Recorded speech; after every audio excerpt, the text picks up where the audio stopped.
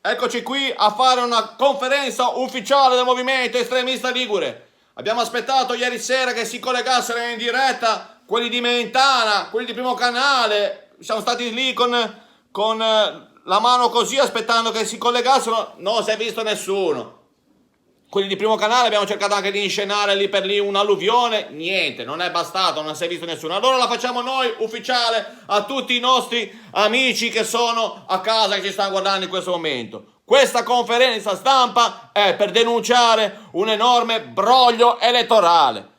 Più di una persona ci ha avvisato che nell'urna elettorale, nella scheda, non ha trovato il simbolo del movimento estremista ligure. Cosa di una gravitudine incredibile. Ci hanno detto che eravamo noi che ci dovevamo iscrivere alle... Oh, non vogliono proprio fare niente, Cioè, sta gente qui doveva semplicemente vedere che c'eravamo noi che volevamo essere eletti e lo metti sulle schede elettorali.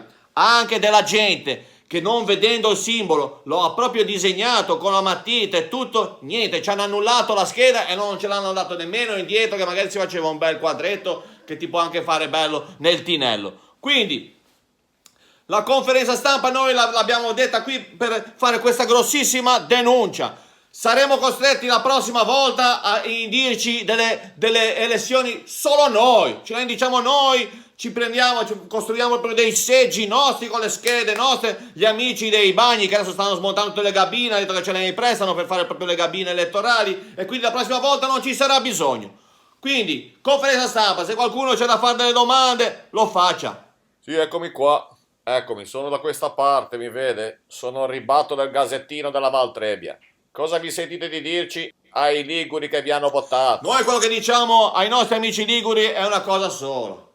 Amici liguri, volete voi una regione all'avanguardia, una regione al passo coi tempi, una regione che guarda dritto al futuro? Cambiate regione, la Liguria non fa per voi. Questa è una regione che deve guardare al passato, perché nel passato comunque abbiamo sempre fatto delle cose molto belle. Sto parlando dei tempi quando ancora avevo i capelli lunghi. Infatti, se fossi stato eletto, la prima promessa elettorale era trapianto di capelli gratis per tutti nei primi 100 giorni. La facevo. Adesso vediamo se questo governatore qui la farà. Altre? Sì, sono sempre il ribatto del Gazzettino della Val Trebbia. Avete intenzione di prendere qualche iniziativa particolare contro questi brogli, me lo lasci dire, scandalosi? Sì, abbiamo pensato di andare a fare una denuncia all'ONU.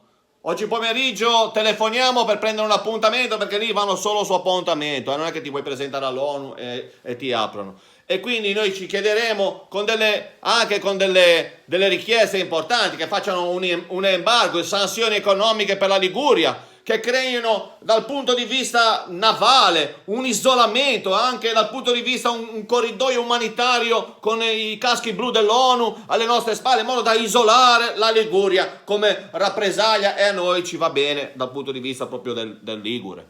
Altre domande?